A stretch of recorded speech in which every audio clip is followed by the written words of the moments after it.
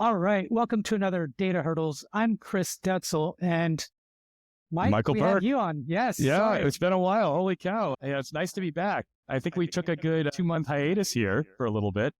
Nice to see you. How have you been, Chris? I've been good, man. It's February and it's hot in Dallas. It's 80 degrees here, but it's good. How about you? I'm doing really well. For those that don't follow me online, I just shifted careers again. So I joined Databricks as a solutions architect, and I'm loving it. This is an amazing company. I've worked with the product for years. Probably do a whole nother episode on Databricks later on and bring some folks on, but amazing product, amazing culture. Happy to be at the company. Yeah, and today we have special guest, Noy Twerski. Hey, is that right, Noy? That's perfect. You said it the best I've ever heard, I think. Amazing. It's a tough one. I practiced it, actually, before this episode. All right, welcome to the podcast. We're excited to have you on. And thanks for having me. Of course, we want to know a little bit about what you do, what company you work for. I know you're the CEO and founder of it. And I'm going to let you tell us from where and everything else. Amazing. So first of all, thanks so much for having me, and super happy to be here and share our thoughts and what we're doing and a little bit more about what we're building at Sherloq. So very briefly, I'll give a quick intro about Sherloq and about myself. Let's start from Sherloq. So Sherloq, I'm the co-founder and CEO. Sherloq is a collaborative SQL repository. So one place for all your queries on top of your existing SQL editor. That means that we're a plugin that sits on top of Databricks editor, for instance, on top of Snowflake, and pretty much any SQL editor that's out there. And we also have a plugin that sits on the JetBrains editors, so Databricks, PyCharm, stuff like that. We'll get into the product in a second, but I'll introduce myself also. So Noy, a co-founder and CEO. I founded the company together with Nadav around 2.5 years ago, something like that. As a quick background, so I was a PM. I come from product management. So very much involved in the product, as you can guess, which is very relevant for this type of product. And so I have over 10 years of experience in analytics and in product management. I've worked in various startups and enterprises.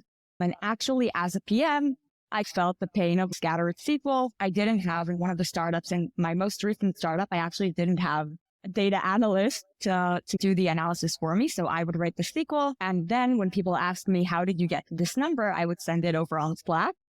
So that's But you might be familiar with this. You got to love those questions, right? Who really understands the code to get to that number? Right? You're like, here you go. Here's the SQL. Take a look. Exactly. But the funny part is that if you don't know where you put the SQL, then you don't know how to explain it because you don't even remember how you wrote it yourself. So that's where it hit me. And then Nadav, so he's a very good friend of mine from our computer science undergrad a few years back. He was a data analyst and then a team lead of data analysts. And when we decided to found the company together, it was very clear to both of us that we're going to be doing something in data analytics because we're both from that domain. And we were talking, we had this assumption of SQL being everywhere and SQL being scattered. And we talked to our data analyst friends and we were asking them, what's your number one challenge when you're actually doing your day-to-day work, right?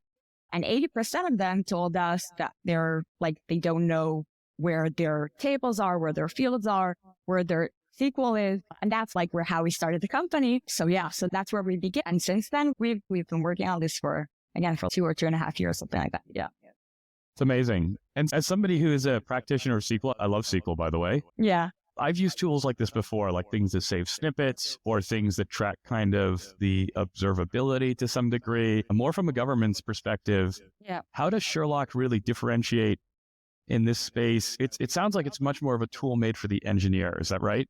Versus the governance layer. Exactly. So it's made specifically for data people, for data teams, specifically for data analysts, data engineers, data scientists, and for engineers, for software developers. Those would be our main users. So definitely very straightforward. And I agree that governance tools have all of these types of stuff, but this is more like a productivity tool. And that's how we like to frame it. So Really interesting. And how did you identify this pain point? I know you were working in the field. What was the spark that lit within you to start a company to do this? Yeah. So we get asked this a lot. And I think that what's important to understand is finding a really good problem is apparently harder than it looks, right? Because problem that's actually worth solving and actually building a startup out of it needs to be a very hard problem to solve. And when we started Sherloq, we were looking at all types of different like data problems. And what was really interesting to see is that when it came to, as I said, when we asked people like, what's your number one challenge? A lot of problems already have some sort of solution. So data catalogs are out there, right? Like data governance tools, metadata platforms are out there, which you probably are familiar with a lot of them. And we were like, okay, there are really good like solutions out there. And when we were like drilling down, we understood that SQL and scattered SQL specifically still doesn't have a good enough solution. It has all kinds of alternatives, which we can talk about. But for specifically for ad hoc queries and those day-to-day snippet queries that you write most of the time, like 90% of the time as a data person, those actually don't have a good enough solution out there when it comes to creating like a collaborative workspace for all those queries. So that's when we understood that this is something that's worth like validating and worth investigating. We actually, with this idea, plus one design partner, which we can talk about also, got accepted into Y Combinator after we raised our seed round. And then as part of Y Combinator, what we did most of our time was spend a lot of time talking to potential users and customers and getting and validating and building the product together with them.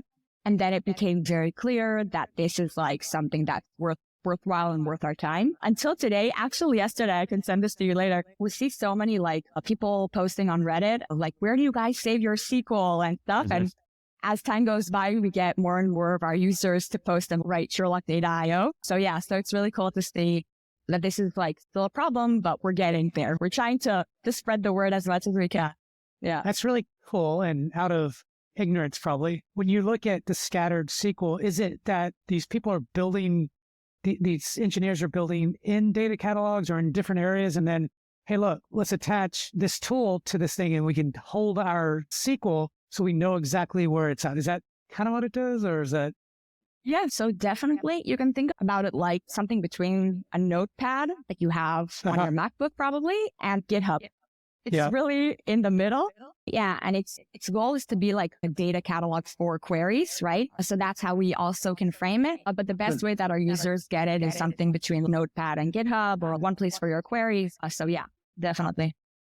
The thing that I think in Detzel, just to describe this in a little bit more detail, is when you start, like one snippet isn't going to hurt anybody, right? One, maybe even 10, if you've got 10 different scripts you run regularly. But when you have snippets that were run on snippets and layers of things that compound into some business report at the end of the day, all the domain knowledge gets lost on how we got there. I think that's the scary part is, and all of this could be done in a series of 1 week, right? And then you go on to the next project and you don't touch it for a year. And so I know for me, I've definitely felt this pain point. And I have found some kind of workarounds now with like pipelines are getting a little bit better and things like that. But still, I think that even in a product like Databricks, you still experience that pain point. And you create one-off notebooks that sit somewhere, and just understanding the context of why you wrote that when you come back to it a year from now, it's really challenging and it's really painful. So what if you don't come back to it, but somebody else does within the organization? Do they have access to that code or the SQL? So that's exactly, I was about to add on with Mike. Yeah, no, exactly about that. That another really big issue here is like the collaboration part, right? It's exactly what you said, Chris. Someone else needs to actually access that notebook and you haven't actually saved it anywhere. That snippet of code that you use so often, they won't have access to it. Or even worse, they would write a totally different part like SQL code. And then you would get two different answers. And that's what usually happens. Two people would ask the same business question. There's no ability to actually reproduce that SQL. And then you find out that one person says you have 300 daily active users, and the other one would say that you have 500 daily active users. And what's the right answer? And that's like a huge problem. Yeah.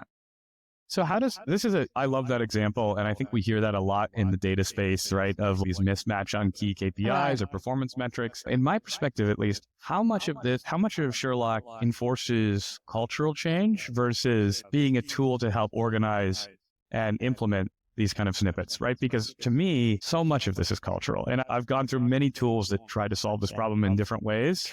How does Sherloq address those issues? So that's a really good question. There are two ways to go, right? The first way is definitely that culture is a huge issue at Sherloq. And we really believe that people need to understand that they have the problem and want to fix this problem to use our tool. And that's why we made it self-served. We do most of our leads are inbound, like people that understand that they want to fix this problem. So culture is definitely one way to go. The other way to go, and this is also super important, is that the product needs to be really amazing. And when I say really amazing, it really needs to give the people like a good feeling and get people to want to come back to the product. So we do it in all kinds of ways, right? We actually a few months ago finished a total redesign of the product because we felt it wasn't good enough. And we really took 2 to 3 months to redesign and build everything from scratch pretty much. And since then, we've been getting amazing feedback. But the number one goal of that was to help people actually change their habits, right? So we wanted the product to look really good. We wanted the UI to look good. We wanted the UX to be like super intuitive. And we wanted to be able to catch people where they are and create like new habits and new triggers for them to actually be able to change their existing workflow, which I definitely agree is very hard. So there's definitely UX play here for sure. Like it's super important, this type of product. By the way, that's why it's also a plugin, right? Because we want to catch users where they are. We don't want the context switch. We don't want people. And that's like a headache when it comes to developing plugins. You can only imagine how annoying it can get. Exactly. Yeah. Wow. It gives us so many bugs, but it's super important. It's like a core value at Sherloq, definitely. The one thing that, sorry, Mike, but No, go for it. the one thing that I like what you said is right now you get inbound leads to people using it. And I think that's key when you think of how developers work and people like engineers or whatever. The community around that stuff is big. Building that community, they stick together and they'll tell everybody about their.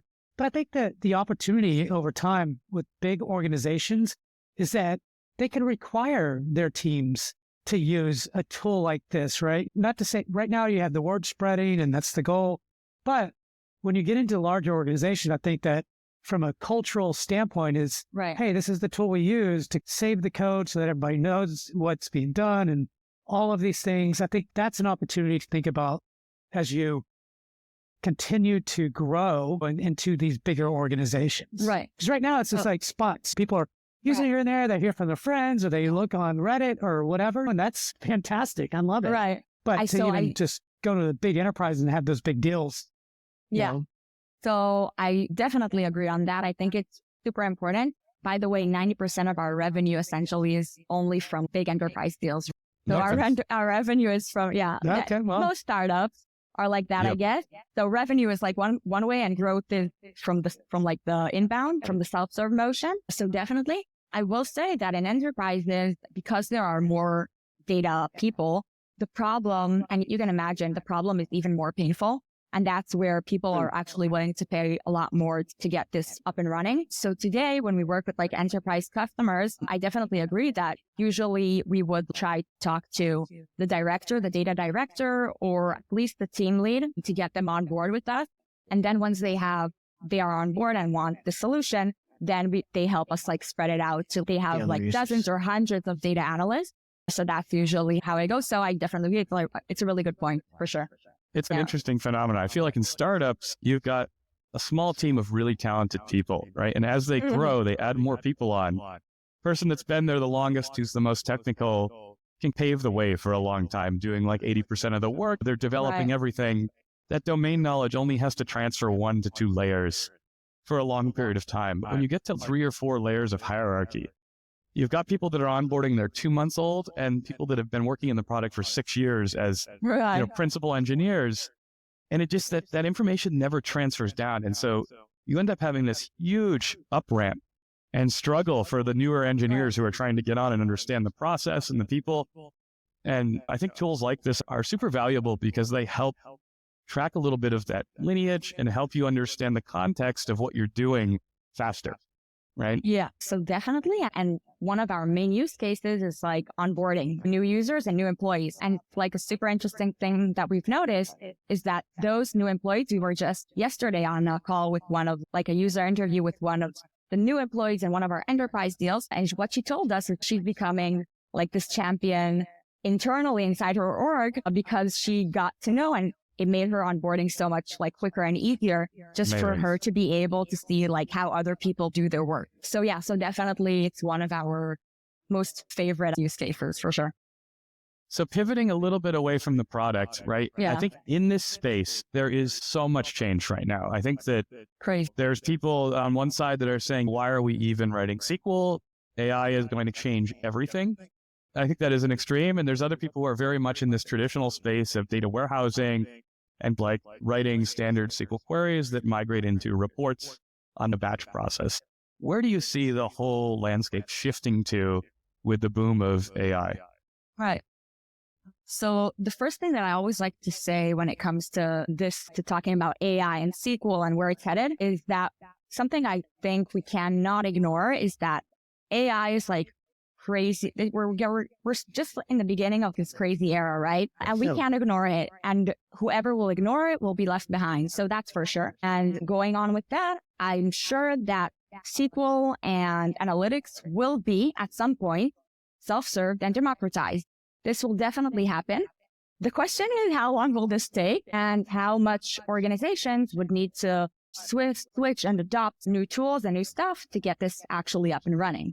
So yeah, so I think that how we look at it is that, and we can go a bit deeper into that, but how we look at like the self-serve motion when it comes to analytics is that we're having people to actually be able to generate SQL and to be able to generate analytics in a way that makes sense, you would need to have this business context. And that's what makes it super hard. So Chris, we talked about this like a bit before, but we're getting into the spoiler right now, that when it comes, it's very different than any type of code out there. In my opinion, I'm a very big SQL fan for sure, but it's different in the sense that SQL comes to explain business, right? When you look at a SQL query, it actually is some person explaining the story behind the business through code. And that's how I like to look at it. And yeah, and that makes it much harder for anyone that doesn't have the business context to actually be able to generate it. Even if you do have the business context, you would need to know how it is shown in the data, right? So if you, for instance, have a metric that's called, going back to the active user metric, right? So you need to know how each org actually defines this active user. And not only, even if you know how they specifically define active user, a user that signs up to the platform in the past 3 months and uses the core feature 1 time a week, for instance, then you would need to take this and translate it into how it is shown in the data. So what tables define this core value? What fields do I need to query from to get to this core value? So getting all of this inside an LLM and making it generate the SQL correctly is very hard. It will get there for sure. It's a matter of time, but it will take time, and organizations need to actually build very massive governance and data management infrastructure to get this up and running.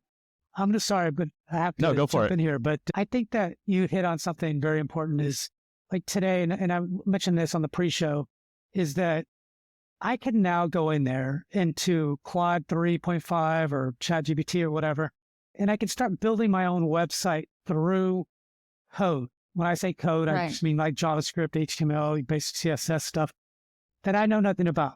But if I can give it the right prompts and if I can tell it what to do, it will do it most of the time. Not perfect, For sure. but it will do it right. But this is building something from scratch, right? Mm-hmm. And so the beauty is that I've done it. So if you go to my website, it's called DFW Running Group. I built this whole training plan for a marathon, for a half marathon, and it gives you a day-by-day training plan and all these things, right? Through code. This is it. Right. This is it. Right. A person that can't code. But I know we're talking about something a little bit more enterprise-wide, right? Before you can build or before you can start doing that, it has to understand the business context. But I agree, it's gonna get there. And I think you're right, is you got to figure out how that's going to get there. When it gets there, who knows? Because you're right, the governance, the things that companies will or won't allow the large language models to do and things like that. So I think it's intriguing and interesting, and it's not far because now I can code. I'm going to disagree with you 100%. And the reason is, and I'm glad that we're having this conversation, like what So you're looking at a set of data and you're trying to get a KPI. Yeah. Let's say you're looking at high quality users, right? How do you define high quality? What information do you need? Take your own website to define what a high quality user is, right? Yeah.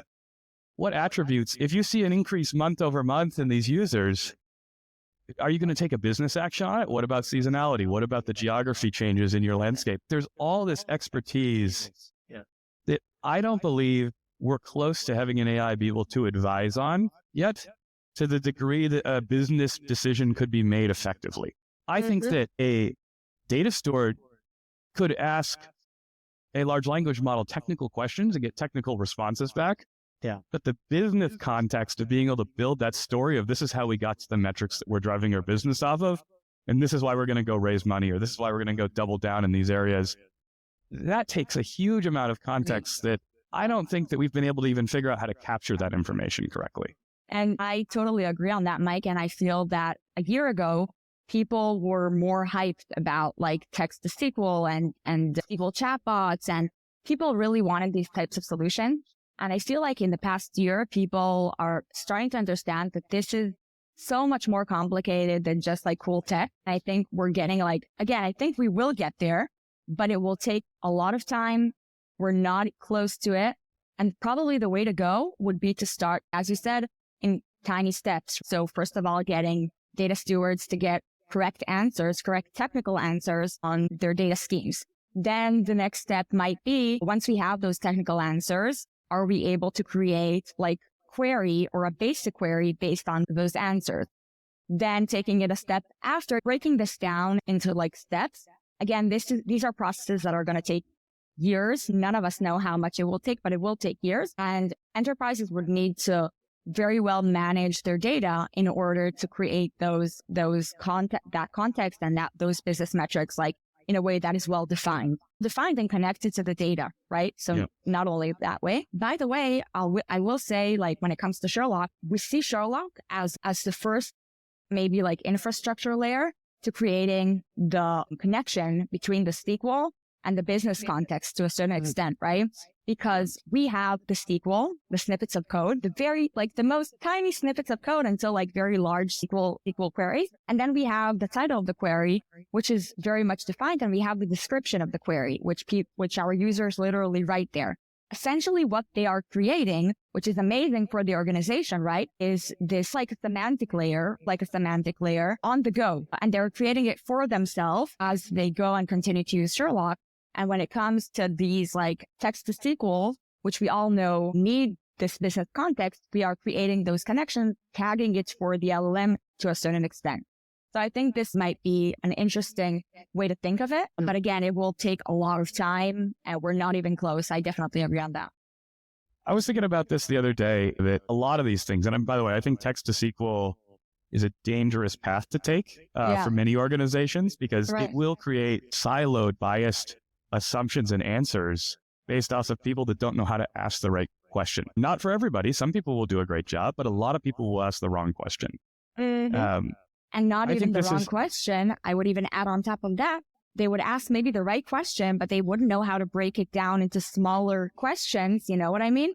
To get the right answer. So that's like how I see it. Yeah, for sure. So I'm finding this incredibly interesting right now. And I'm just going to bring this up totally off topic from Sherloq, but that Anthropic recently banned people from using AI to add any kind of context into their resumes or into their cover letter. And I think this is where we're going to go, because everybody can ask for a marginalized, generalized statement from an LLM. But what you really need and what companies need to drive value is something that's slightly better than that, that's innovative, that takes in the context of working in that business for years to be able to find a KPI that's meant for that business, right? And not just meant for that business, but meant for your specific customer base. Exactly. And I think for your that specific product. Yeah. What we're going to see in the future, and what we're seeing already, is that everybody is using these AI because it sounds a little bit better or it makes them move a little bit faster. But in terms, we're getting very generic answers back for a lot of the things that we do. And especially if you're not an expert in SQL or in building these kind of business use cases, you're going to say, that's good enough. Everyone's happy. but it's not taking into account all of the context and underlying knowledge that, experts use to come up with a solution for these problems. Maybe that's what they should do, is how do you solve these business problems so that are so intertwined when you look at all the SQL and all the code? It's all built by humans, right? But as time goes on, it needs to understand like where the problems are, how to write the code. It needs, I don't know. I think you're right. That's going to be a very hard problem to solve. Very hard problem. Yep. Yeah. A lot more input, right? A lot more input needs to be gathered to get that right. Exactly. And a lot more training probably based on wrong and right answers.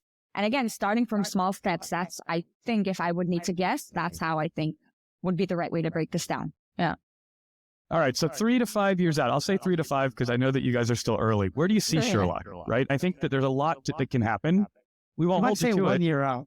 1 year out. Let's do 1 year. Yeah. Where do you see you guys in 2026? 1 month out. Yeah.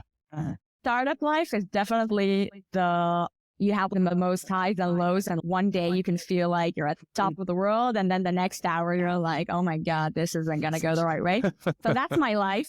Yeah, for sure. No, but as we continue, actually, it does stabilize. At the beginning, it's the worst, and then it gets a bit better, but not that much. But yeah, so going forward, what we're planning is really like diving deep into this like collaborative SQL repository motion. That's what we've actually been trying in the past like year, all kinds of other features. We even had, to a certain extent, like we tried out like this SQL chatbot with one of our design partners and stuff like that. And what it always came back to our users telling us that the bread and butter and what they come back to every day and what they love the most is the repository and the SQL repository. And that's what actually makes their day much easier, their work much faster, and them more productive. So we're definitely doubling down on that and taking into account and taking into context that this, again, is like an infrastructure, a really good infrastructure for those AI capabilities. So this is how we're going. So we're planning in the future to have this massive, for each organization, to have this semantic layer, right? The repository, which is essentially like a semantic layer, or again, a data catalog for queries, and to give them the ability to use internally, of course, these queries on all kinds of applications that they would like when it comes to their LLMs and to their like AI motion. And that's how we're thinking of this, because for the organization, these queries are priceless, right? They have like suddenly so much data that they can actually use to even create an internal data catalog, right? To create like this first version of like self-serve motion. Again, it doesn't have to be text to SQL, but just the ability to give, for instance, product managers that do know SQL to a certain extent, the ability to search and to find their most relevant SQL. It can go a lot of ways. So that's how we're thinking about this, taking this like a collaborative approach and taking like these saved queries and giving them all kinds of integrations and applications into the AI experience and models. Yeah. It's like a tagline. You could say the data catalog for your queries or for all your SQL queries. I don't know, whatever. You said it depends. Exactly. It really depends. Taglines, what I've learned, are really dependent on who you're talking to, right? So when I talk to users, the number one thing that they like to hear is like one place for your queries. That makes most sense to them. When I talk to investors, I would say GitHub for SQL queries. That's what they like to hear. And when I talk to like data directors, so I would usually say data catalog for your queries. So it really depends on who's listening. Who's your audience? Yeah. I like that. One more question for you. And this one's a tough one, I think. We said we wouldn't go too hard, but let's go for it. What do you think is like the next unsolvable question in the enterprise data space? I think that this is one I love to ask and get people's responses and perspectives on. What's one thing that we are still going to struggle with for the next 5 years? Yeah. So in my mind, I think the space that we're working in, not only SQL, but the space that we are working in, it's not random that there are so many tools and so many companies that are trying to help like organizations in this space. And when in this space, I'm talking about clean data, like how do I organize my data? How do I govern my data in a way that makes sense? And why I think this is like such a tough problem is because this is a problem that nobody loves except for me. But like my customers, this is a problem that's a real headache for them. It's not cool. It's not hyped in a good way, but it's just like a really hard problem to get people to actually figure out and solve. And you need really good tools that change people's habits to get people to actually to get people on board to want to make this change. Data and having clean data, I'm sure I'm not the first person saying this on this podcast, but having clean data is essential to actually creating these AI motions and these AIs and like using LLMs in a proper way. And it will only get worse and worse because people are actually creating more SQL, more data as we go. And I really do believe that this is a problem, of course, that's worth solving and worth building startups on, but definitely a problem that's going to be sticking around here for a while and will only get worse and worse once people actually need their data to be super clean and super tight to use it. So definitely. Yeah. I love that. Quality is always the hardest problem to solve. It's the hardest. You hear every data leader to every data person, that's it. Clean, crisp, good quality data. Exactly. Well, and to add on to that too, and really extend what you were saying, for years, data has been thought of as a service-based organization, right? Serve the business stakeholders. And I think that more and more you're hearing like data as a product, right? What does that mean internally? I think that means that as data practitioners, we really need to think about how do we measure success? How do we measure value? And these are things that we have not had to focus on for the last decade, right?